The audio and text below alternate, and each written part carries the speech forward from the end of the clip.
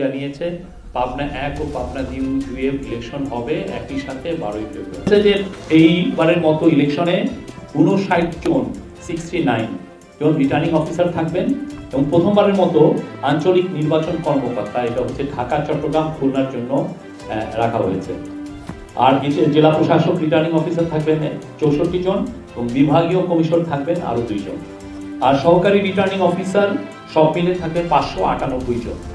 এটা উপজেলা, এর মধ্যে উপজেলা নির্বাহী অফিসার থাকছেন হচ্ছে 495 জন, উপজেলা নির্বাচন অফিসার বা থানা নির্বাচন অফিসার এরা থাকছেন 68 জন, আঞ্চলিক নির্বাহী কর্মকর্তা থাকছেন 11 জন, অতিরিক্ত জেলা প্রশাসকের কার্যালয়ে 5 জন, ক্যান্টনমেন্ট এক্সিকিউটিভ অফিসার 4 জন, অতিরিক্ত জেলা প্রশাসক রাজস্ব জেলা পর্যায়ের প্রশাসকের কার্যালয়ে 4 জন, আরো বাকি আর বেশ কিছু জন আছেন।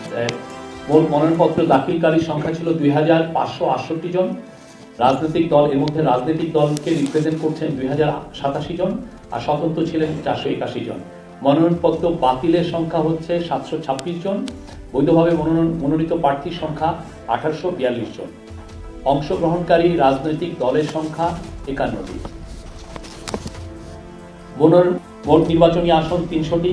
ভোট কেন্দ্র 42,779, 42,779।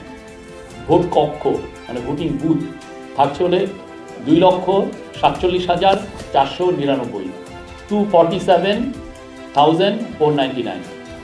আর ভোটার সংখ্যা হচ্ছে 12,77,11,793।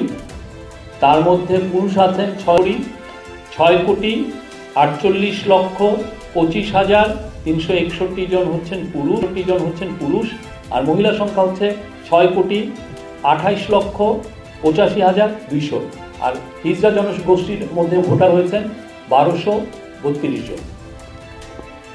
এর মধ্যে 8ই ফেব্রুয়ারি থেকে 14ই ফেব্রুয়ারি পর্যন্ত সর্বমোট 7 দিনের জন্য 300টি আসনে 657 জন জুডিশিয়াল ম্যাজিস্ট্রেট নিয়োগের প্রস্তাব করা হয়েছে। আর নির্বাহী ম্যাজিস্ট্রেট থাকছেন হচ্ছে 1047 জন নির্বাহী ম্যাজিস্ট্রেট নিয়োগ দেওয়া হয়েছে। আপনারা জানেন প্রতিটি